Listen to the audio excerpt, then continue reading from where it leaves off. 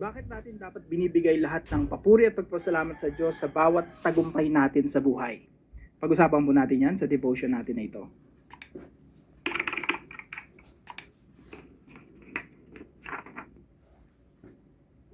Magandang araw po sa bawat isa sa inyo. Welcome back to our 365 Daily Devotions Bible Characters Edition. Binabati ko po muna ng happy birthday si Monica de la Cruz and happy wedding anniversary po kay Sister Elma and Kazuo ng Brazil. Hello po sa inyo. Now, yung topic po natin ngayon patungkol po kay Abraham at Melchizedek. So, ngayon po, bago po tayo magsimula sa devotion natin, balik tanaw muna tayo para matahi-tahi natin yung istorya sa Bible. Now, nung nakaraan po, pinag-usapan natin yung istorya ni Abraham. And then, of course, from Adam to Noah to Abraham. At ito po yung salinlahi ng ating Panginoon Jesucristo, tinetrace po natin yan. From Adam to Jesus Christ, ito po ay 4,000 years yung pagitan. At ngayon po, nandito na po tayo kay Abraham. Si Abraham po ay tinawag ng Diyos mula sa lupain ng modern day ngayon ay Iraq, no, sa land of the Chaldeans. Now, punta po muna tayo sa mapa. Mahilig po ako sa mapa, so matutuwa po yung mga mahilig din sa mapa katulad ko, no? So, ito po yun, for point of reference lang, ito po yung Pilipinas, Vietnam, Thailand, China, Mongolia, Russia, India, yan, Oman, Yemen, Saudi Arabia. At lahat po ng naganap sa Biblia, nandito lang po yan sa within this area, mostly dito sa Israel. At of course, may mga sinulat si Apostol Pablo sa Greece, sa related sa Rome. So, ibang storya na po yan sa New Testament po yan. Now, most of biblical events happened around this place. Dito po sa Mesopotamia hanggang Israel. Now, si Abraham po ay tinawag ng Diyos mula dito sa Iraq, modern day Iraq, Mesopotamia, at dito sa land of Ur, papunta po dito sa modern day Israel. Yung mga terminologies ko po ay gagamitin ko yung modern, no? Madalas modern para mas ma-imagine natin. So ito po yung lupang pangako, itong Israel. Dito po sinama niya si Lot, yung kanyang pamangkin. So pinag-aralan natin si Lot kahapon. Now ito po yung nangyari, si Lot po ay kinidnap, okay? At ililigtas po siya ni Abraham. Now ano yung nangyayari dito sa pag-aaralan natin ngayon sa Genesis chapter 14? Dito po sa Genesis chapter 14, meron pong mga hari na nagdidigmaan. So, sino-sino po sila? Sabi dito, at the time when Amraphel was king of Shinar, Arioch king of Elazar, Kedorlaomer king of Elam, and Tidal king of Goyim. These kings went to war against Bera king of Sodom, Birsha king of Gomorrah, Shinab king of Admah, Shemeber king of Zeboyim, and the king of Bela. So, ano nangyayari dito sa Genesis chapter 14? Balik po tayo sa mapa natin. Now, isipin nyo po, si Kedorlaomer, ang kaharian niya po, galing dito sa Iran, sa lugar ng Iran. Yung mga kakampi niyang mga hari, 4 silang mga hari, no? Yung iba rito ay sa Iraq, yung iba, sabi ng mga scholars, yung nations, mga confederate nations, probably, galing ng Turkey. So, 4 na hari ito, makikipagdigma ito, itong, isipin nyo, Northern Confederate, no? Confederation of Northern Kingdoms. Makikipagdigma sila sa Southern Kingdoms, mga kaharian ng Sodom, Gomorrah, at yung mga binanggit po rito sa Genesis chapter 14. So, si Bera, king of Sodom, Birsha, king of Gomorrah, Shinab, king of Admah, and Shemeber, king of Zeboyim, and the king of Bela, that is Zoar. So dito po sila nakatira sa Southern Kingdom, sa Southern part. So Jordan, Southern part ng Israel. So meron silang pag-aawayan. Dati po kasi ang naghahari sa kanila, pinakamakapangyarihang hari sa kanila yung galing ng Iran. Yung Iran po, yan yung Elam. So nakipagdigma sila dito sa lugar na ito. Dati hawak niyan si Kedorlaomer, isipin niyo, siya yung pinaka-main king, siya yung pinaka-boss dito. Ang problema, itong Southern Kingdoms, itong mga kaharian dito, nagrebelde kay Kedorlaomer at magkakaroon ng digmaan dito. Ang nangyari po sa Genesis chapter 14, nanalo yung 4 na mga hari laban doon sa 5 hari. Tapos, lahat ng mga ari-arian nila kinuha, nadamay po doon si Lot.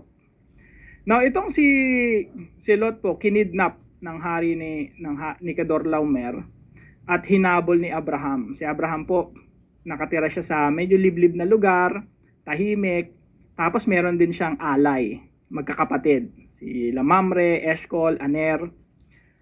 So, pinakwento ko na lang po sa inyo, no, in Genesis chapter 14, para ma-imagine lang natin. So, hinabol ni Abraham, meron siyang 318 men, plus yung mga contribution ng mga allies niya, mga kakampi niya, hinabol niya yung pamangkin niya para iligtas. Now, para ma-imagine po natin mga kapatid, yung mga kingdoms ng unang panahon, hindi kasing laki ng mga kingdoms ngayon, like Kingdom of Saudi Arabia. Maliliit lang po sila, kasing laki lang sila ng isang probinsya or mga malalaking barangay dito sa Pilipinas. At yung kaharian, yung kastilyo nila, baka isang malaking mansion lang. Ganun lang yung size, no? So, iniligtas ni Abraham yung kanyang pamangkin. Miraculously po yun kasi 318 men lang yung hawak niya. Mga lumaki sa kanyang household. At tinulungan siya meron siyang mga allies din na nag-contribute. So, sabi po dito sa Genesis chapter 14, pagkatapos niya magtagumpay, sinalubong siya ng hari ng Sodom at meron din sa kanyang sumalubong. Ito po, very important. Ang sumalubong po sa kanya ay si Melchizedek, King of Salem. Etong si Melchizedek, binigyan siya ng bread and wine. Tatalakayin po natin yan sa dive deeper na video. Now, eto si Melchizedek, sinalubong niya si Abraham. To si Abraham, nagbigay pugay kay Melchizedek. At alamin natin sino si Melchizedek sa dive deeper natin na video. At sabi po rito ni Melchizedek, "Blessed be Abraham by God Most High, Creator of heaven and earth, and praise be to God Most High, who delivered your enemies into your hand." Then Abraham gave him a tenth of everything. Now, ito po yung katuruan natin ngayong araw. Number 1 po, Abraham's victory belongs to God. Nung nakasalubong niya si Melchizedek, he is the priest of the most high God. Ang sabi sa kanya, "Blessed be Abraham by God Most High, Creator of heaven and earth, and praise be to God Most High, who delivered your enemies into your hand." Abraham, 318 lang yung army mo. Yung kalaban mo by the thousands. Pero nagtagumpay ka. Bakit? Kasi ang Diyos ang nagbigay sa iyo ng katagumpayan. So, number 1. Number 2 po, Abraham honors God with his wealth. Si Abraham po, ino-honor niya yung Diyos sa kanyang katagumpayan kasi nabawi niya yung lahat ng ari-arian at meron siyang plunder, nakuha niya yung ari-arian ng kanyang kalaban. Ang ginawa niya po rito, yung ika-10 bahagi, binigay niya kay Melchizedek. Nagbigay siya ng pagpupugay kay Melchizedek bilang offering niya sa Diyos. So, Abraham honors God with his wealth. Pangatlo po, Abraham is zealous for God's glory.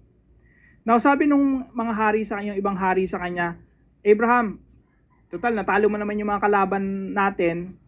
Yung mga tauhan ko, isoli mo na lang sa akin yung mga naging bihag kasama ni Lot, yung mga naging bihag. At yung plunder mo, yung mga kayamanan na nakuha mo na dating sa amin, sa'yo na lang yun." Alam niyo po kung ano yung sabi ni Abraham dito? Sabi niya doon sa hari ng Sodom.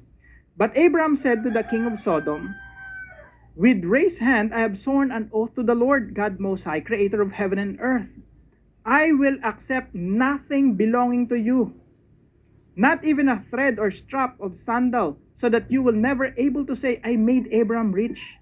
Sabi niya, hindi ako tatanggap ng kahit ano sa inyo para wala kayong masabi sa akin na pinayaman niyo ko.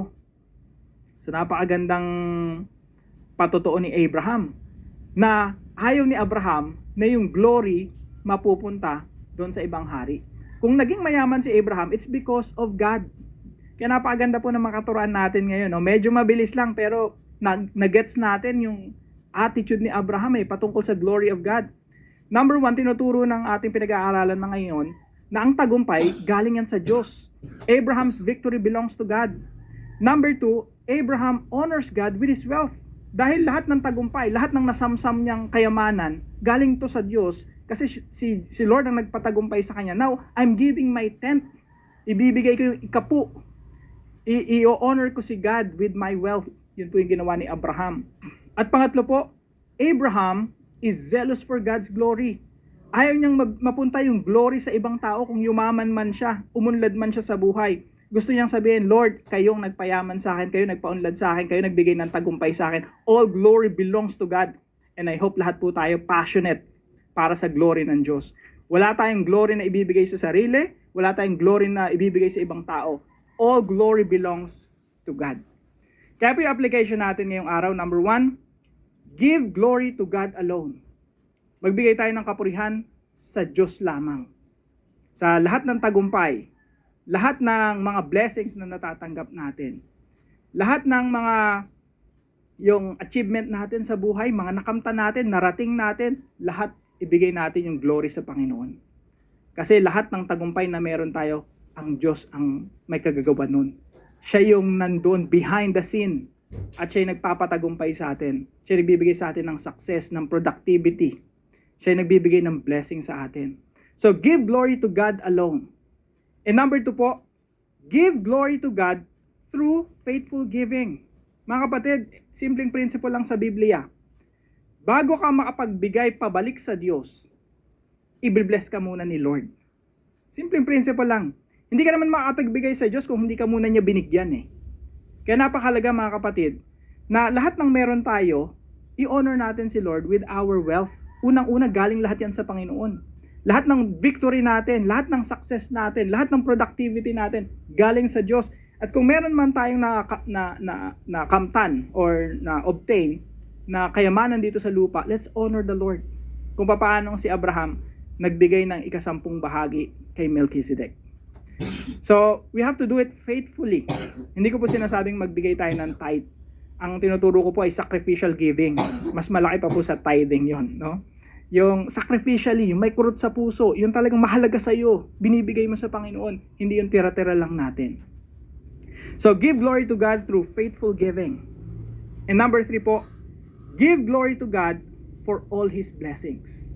Magbigay po tayo ng kapurihan sa Diyos para sa lahat ng pagpapala na tinatanggap natin sa Kanya. Basically, yung tinuturo po natin ngayong araw, ito po yung pinaka-devotion natin. Si Abraham, imposible na matalo niya yung alliance ng 4 na hari eh. Magigiting na hari yun eh. Tinalo nung 4 na hari yung 5 kingdoms. Tapos si Abraham, hindi naman hindi naman yung mga warrior eh. Meron lang siyang 318 trained men at meron siyang alliance with Mamre and the siblings. Tapos sinugod niya, hinabol niya para iligtas si Lot, no? Miraculously, kamay ng Diyos 'yun, pagpapala ng Diyos 'yun. Kaya lahat ng tagumpay natin mga kapatid, galing yan sa Panginoon. We have to give glory to God alone. We have to be passionate to give glory to God. Hindi tayo nagbibigay ng glory sa kapitbahay o sa boss natin, sa mga taong tumutulong sa atin. Ang glory para lamang sa Panginoon. Kasi ang Diyos ang gumagamit ng mga tao sa paligid natin para tulungan tayo, para pagtagumpayin tayo. Ang utang natin wala sa mga tao. Ang utang natin nasa Diyos. No? Sa Diyos tayo nagbibigay ng papuri at pagpasalamat all the time. So, give glory to God alone, give glory to God through faithful giving, and give glory to God for all His blessings. Now, para po sa ating discussion, why should you give all glory to God alone for every success, victory, and blessing? Pag-usapan po natin yan sa ating mga discussion groups. At para po sa dive deeper natin mga kapatid, how is Melchizedek related to Jesus? Si Melchizedek po, konting-konti lang yung, ilang verses lang yung nilaan ng Biblia patungkol kay Melchizedek. Pero pagdating sa New Testament, ang daming discussion tungkol kay Melchizedek. Kaya ang tanong, how is he related to Jesus? Pag-usapan po natin yan sa dive deeper right after this video. Tayo po'y manalangin. Lord God, I praise you because every victory in my life belongs to you alone. As you gave Abraham victory, remind me that all success, strength, and provision come from your hand. Teach me to honor you not only with my words, but also with my wealth, offering back to you what already belongs to you. Fill my heart with zeal for your glory, not my own name. Help me give faithfully, gratefully, and joyfully knowing you are the source of every blessing. May my life declare that you alone deserve all the glory now and forevermore. In Jesus' name, amen and amen.